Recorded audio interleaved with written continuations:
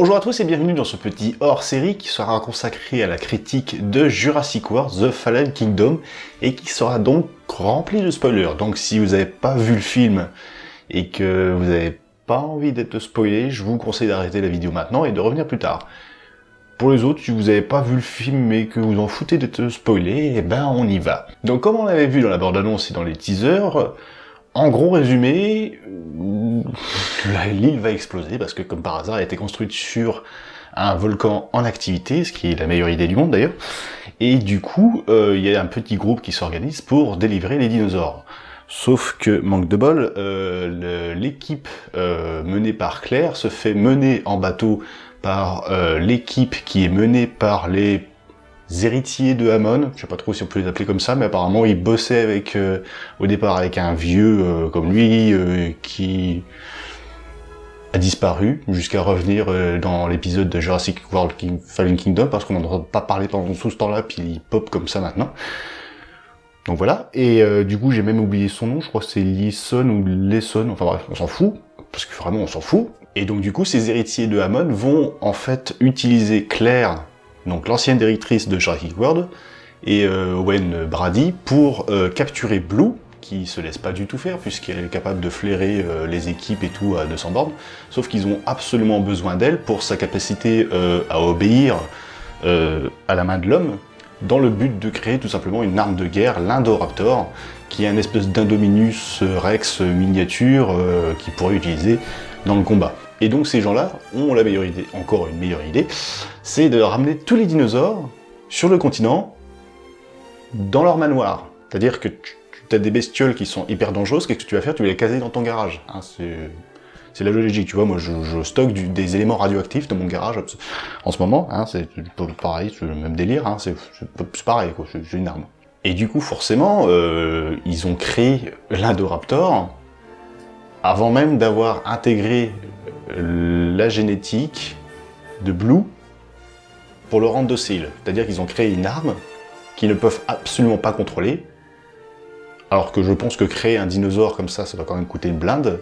Et donc ils créent cet Indoraptor dans le seul but de faire un prototype qu'ils pourront exposer à la vente, puisque les espèces sauvées de l'île en fait vont servir aux héritiers de Hammond à créer un nouveau parc sur le continent. Ils sont quand même bien teubés, hein. Du coup forcément ce qui devait arriver pour servir le scénario arrive, l'Indoraptor s'échappe et il commence à bouffer tout le monde. Quelle surprise énorme. Mais heureusement, Blue, qu'on pourrait aussi appeler Pikachu, est là pour servir son dresseur et sauve à chaque fois le petit groupe de Claire en sautant sur tous les soldats qui veulent les attaquer ou en sautant sur l'Indoraptor qui veut les attaquer. Donc une fois que l'Indoraptor a bouffé tout le monde, hein, sauf l'équipe de Claire forcément, Blue se charge de l'Indoraptor et l'envoie valser directement sur le crâne du Triceratops qui se trouvait dans le manoir. Et comme par hasard, le crâne du Triceratops est fortement déformé puisqu'il a deux cornes qui pointent mais d'une force vers le haut. Et du coup, l'Indoraptor tombe et se fait littéralement empaler. Hein. Donc voilà, durée de vie de l'Indoraptor, 2h30, c'est pas mal. Sauf que dans la bataille, Blue enfin je sais plus si c'est Blue ou si c'est les soldats, ils ont percé du gaz, c'est du cyanure ou je sais pas quoi, et du coup ils sont en train d'intoxiquer en fait tous les dinosaures dans le manoir. Et là Claire est face à un défi, est-ce qu'elle doit laisser mourir les dinosaures ou est-ce qu'elle doit les laisser s'échapper dans la nature, sachant que forcément si tu les laisses s'échapper dans la nature, ils vont bouffer tout le monde. Et du coup elle est en train de prendre conscience finalement que la vie humaine est plus importante que la vie des dinosaures. Et c'est à ce moment-là que la petite, j'ai vraiment un problème avec cette petite, elle appuie sur le bouton. Donc elle délivre les dinosaures, hein, tout simplement parce qu'on les voyait en train d'asphyxier sur les caméras. Elle délivre les dinosaures et elle dit un truc qui m'a fait vraiment lever les yeux au ciel. Je pouvais pas les tuer parce qu'ils étaient vivants comme moi ou je sais plus quoi. Enfin c'est un truc de merde quoi. C'est vraiment, ça n'a rien à foutre là. Enfin je sais pas, j'ai vraiment un problème avec cette réplique. Ça n'a rien à foutre dans la bouche d'une gamine quoi. C'est pas crédible. Cette gamine n'est pas crédible. Et du coup, les animaux s'échappent et ça se termine comme ça. C'est-à-dire que les animaux, maintenant, sont en liberté dans le continent, sachant qu'ils ont ramené, d'après ce qu'ils disaient, 11 espèces. Normalement, ils peuvent pas se reproduire, donc je pense que ça va durer un temps, puis ils vont crever. Mais personnellement, je pense que si ce scénario arrivait, ils auraient pas le temps de se reproduire, même si il y avait plusieurs espèces, parce que même s'il y avait plusieurs individus dans chaque espèce, puisque je pense qu'on enverrait l'armée, ou je sais pas qui, pour dégommer tous les dinosaures, et puis il y en aurait plus au bout de quelques temps. Donc voilà, je sais pas trop ce que ça va donner dans la suite, parce que c'est obligé qu'il y aura une suite, forcément. Mais c'est ce qu'on avait peur avec Cédric, on en parlait en rigolant, mais j'ai vraiment peur que ça arrive vraiment, c'est que ça se transforme en une espèce de dinotopia, c'est-à-dire qu'il y a les dinosaures qui vont cohabiter avec les humains, et les humains vont utiliser les dinosaures dans des tâches diverses. Enfin bon, voilà, c'est vraiment... C'est encore un peu tôt pour dire que j'ai pas aimé le film, et je pense pas que je vais le mettre dans le haut de mon top. Hein. Vraiment, dans le haut de mon top, on peut trouver le premier Jurassic Park, pardon, quelle horreur. Le deuxième Jurassic Park. On pourrait mettre Jurassic World, le Jurassic Park 3, et du coup, le Jurassic World de Fallen Kingdom, je pense que je le mets au même étage que Jurassic World, c'est-à-dire entre le deuxième Jurassic Park et Jurassic Park 3, avec Jurassic World. Sur un pied d'égalité, parce que vraiment le Jurassic World 2 n'est juste aucune suite du Jurassic World, en fait, il est pas intéressant, il raconte pas quelque chose d'intéressant, il y a bien des scènes tristes, des scènes d'humour, qui sont là, mais vraiment pour... Tiens, les scénaristes ont dit, tiens là on va mettre une scène d'humour, là on va mettre une scène triste, parce que vraiment, ça pop vraiment, c'est vraiment des scènes qui portent rien à l'histoire, mais qui sont vraiment là pour faire réagir le spectateur.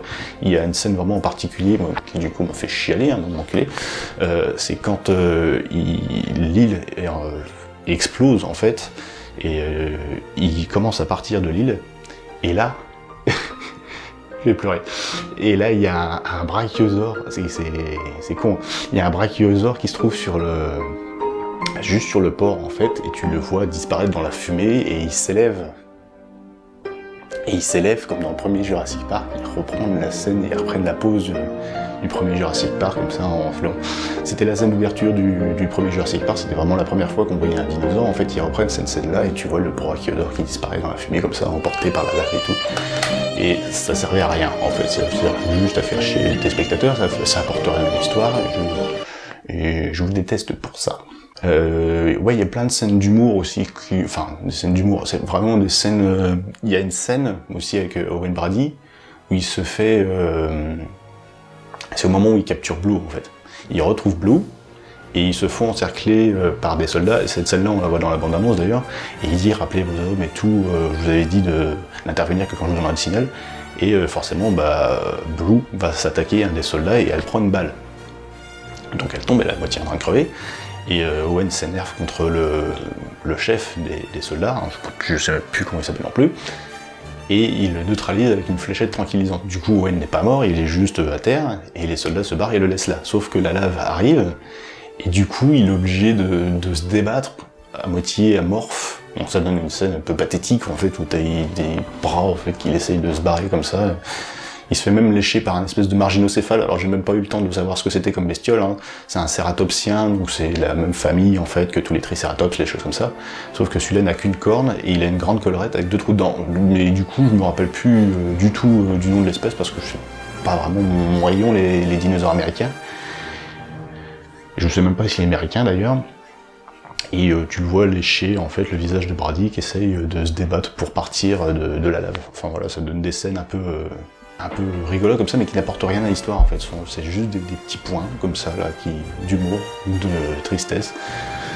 Mais dans l'histoire elle-même, voilà. L'histoire aurait pu être bien, mais elle est mal tournée. Enfin, c'est mon point de vue. Après, ça, justement, c'est un petit peu pour ça que je fais ces critiques aussi, pour donner mon point de vue. Mais ouais, franchement, l'histoire aurait pu être bien, mais elle est mal tournée, je pense. Elle est pas... Ils auraient plus dû mieux l'écrire.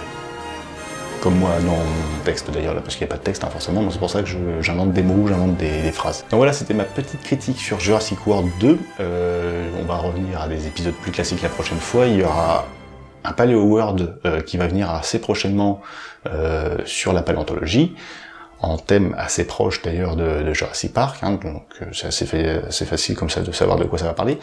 Après, au mois de juillet, il y aura certainement une vidéo qui va venir plutôt fin juillet du coup, qui sera avec le Paléotube. J'en parle pas beaucoup plus parce que je pense qu'on en a déjà pas mal parlé sur les réseaux sociaux. Il y en a certainement qui vont savoir de quoi je parle.